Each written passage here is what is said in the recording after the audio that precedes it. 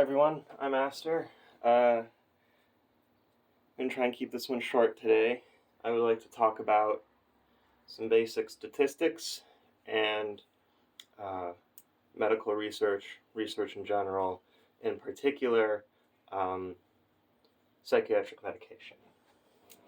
So, we're going to start with a normal distribution, right? This is your averages. L-shaped curve, right?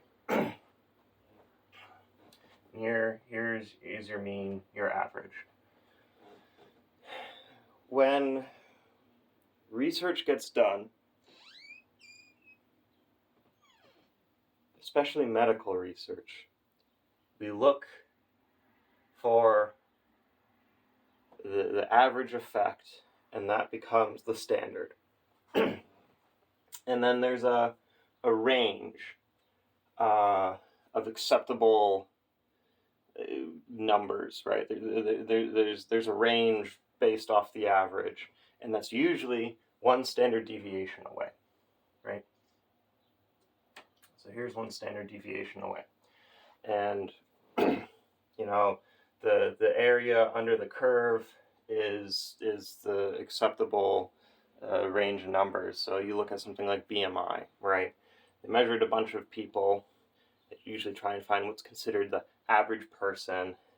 They said these are the healthy BMIs. Anything outside of that is erroneous and problematic. I'm just going to draw in the other standard deviations, right? And let's see if I can, because this is 2%, right? Yes, this is usually 2%. This is usually,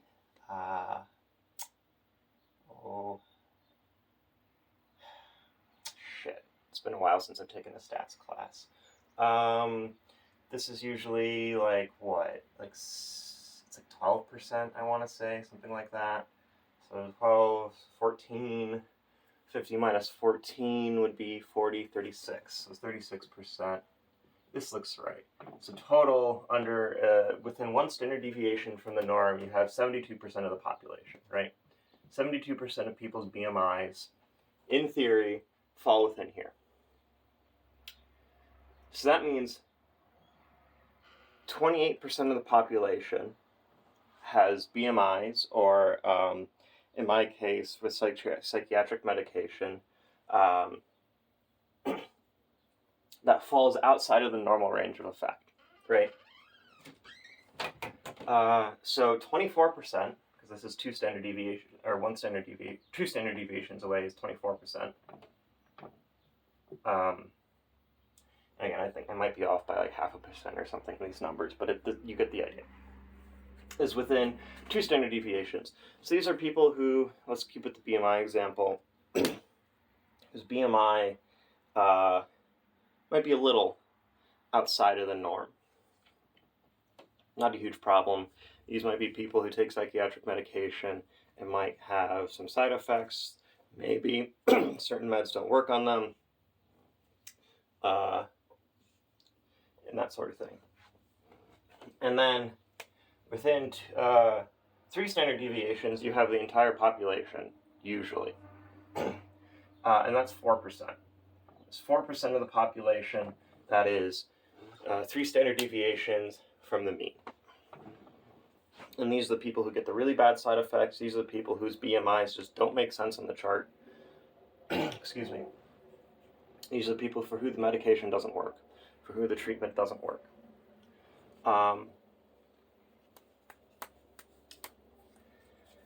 So the way we do medical research and we think about medicine right now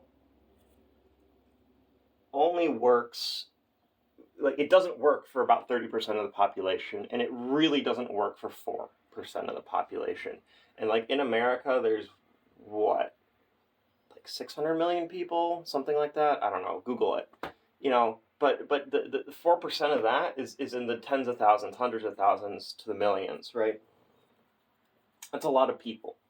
And this is kind of the problem with a lot of our, how we use averages, not just in medical research, but like in economics, right? We create the middle class and say, well, if we got 50% of the population in the middle class, that's good. Great. That's still millions of people who are struggling with poverty, who are struggling with, getting the shit out of the stick. So how do we? What needs to change? One, we need to stop using averages, because this is a mathematical construct. This average person does not exist. They're not real, right? There's no one who's this mathematically perfect average.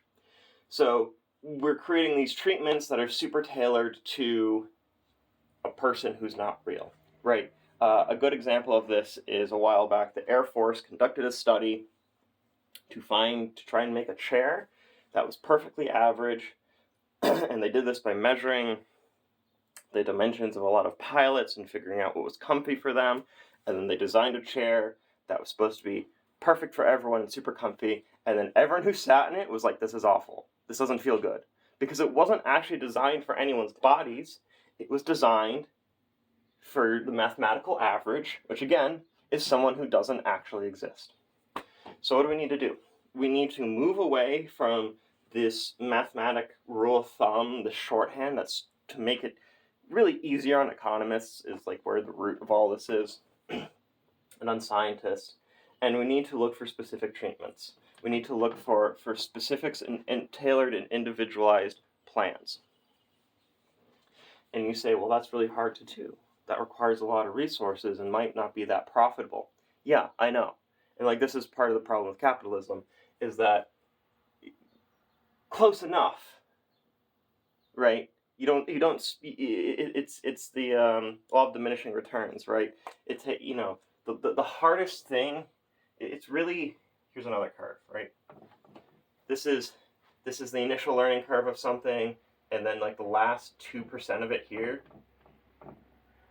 to master a skill is the hardest to learn, right? So a lot of the time, and the same goes for research, for managing anything, right? Any economic system. So a lot of the time we stop here on the curve, right? Because you're spending more and more resources to get less and less return, and it doesn't make sense. The supply and demand graphs are kind of, I think that's supply and that's demand. And here's the equilibrium, here's where the price is set, because it doesn't make sense to overproduce more, even though, because fewer and fewer people will get access to it, right? So you just kind of keep it at that average equilibrium point, and that's where the most profit is for the least amount of work. But then a lot of people get left out in the cold, right?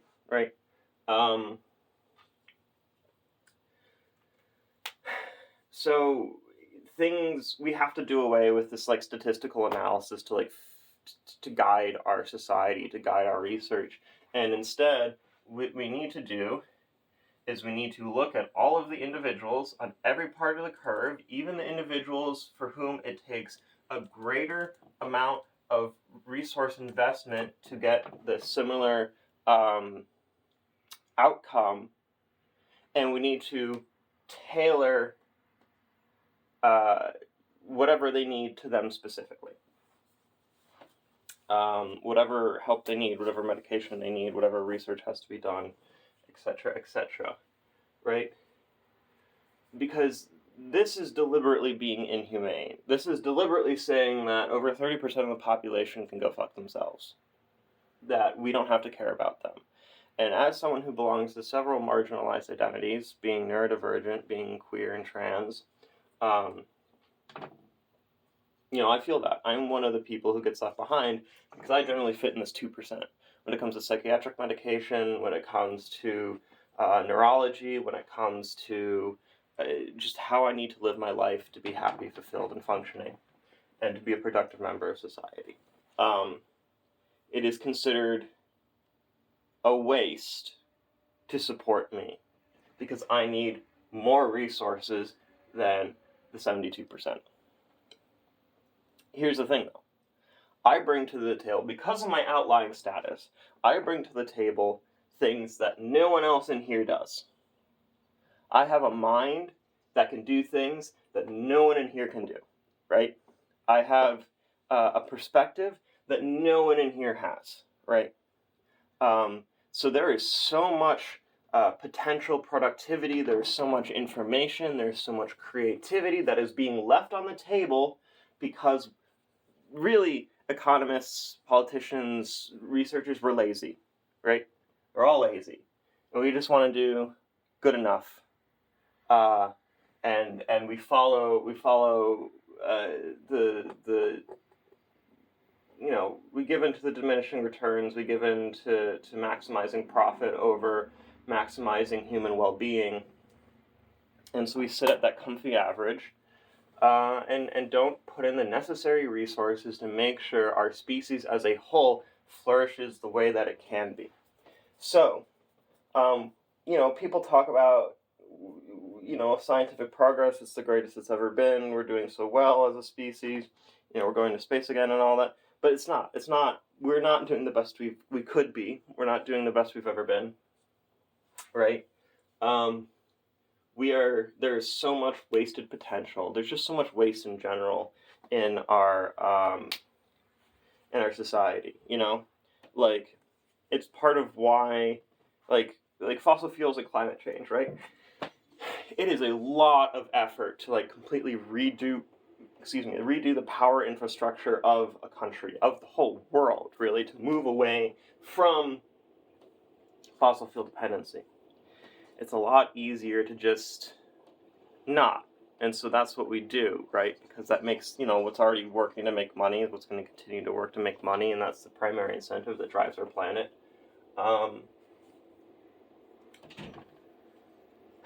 But it's going to kill us, and there's so much wasted potential and well-being that is being left on the table because we are taking the easy way out.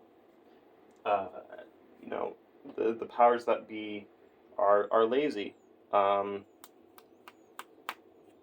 it's killing us, and it's creating marginalized groups and causing problems. And I'm getting off track now because this is supposed to be about medication and scientific research, but you can see how the law of averages, using the bell curve distribution to direct a lot of our life in this neoliberal capitalist world, this perspective is killing us as a species, as individuals. And then it also has the cultural impact of forcing people to try and fit in, to try and become this impossible average, because, that's what our society dictates, because that's what's most convenient to the system. Example, the nuclear family was a rule of thumb invented by economists in the 40s or something to try and make planning the economy easier, right? It was a mathematical shorthand, but it's been used so much and so many systems are designed around it. We now have this huge cultural incentive for nuclear families because they are an ideal economic unit. And the economic system we live under kind of dictates everything, right? The military-industrial complex that has grown so out of hand requires so many of these nuclear family units to have the right number of workers and the right number of children for the next generation of workers, and the right tax base and the right levels of consumption to keep the whole thing spinning. And so we've invented these illusions, right, of the way things are useful, but we've become slave to them, right? We treat them dogmatically and as truisms. There's a quote, I forget by who, that says, I think it was a physicist that said, no model is correct, but sometimes they are useful. And what's happened here is we've taken a model that was at one point useful and taken it as correct, and it has infected our whole society. And it's one of the philosophical roots of a lot of the challenges we face today, in my opinion. So yeah, promise to keep this short, so I'll shut up and stop rambling. I hope you learned something. Thank you for tuning in. Love one another, love yourself. I will catch you next time. Please, please, please leave questions in the comments, because I know I put out a lot of information and it was very slapdash, but this is really important to understand. Because once you can start recognizing this, because once you can recognize when this dogma of averages is coming into play, you can choose to ignore it. And you can choose to look for the individual solutions that will make real positive change in the world. So anyways, thank you very much. I'll actually shut up this time. Goodbye.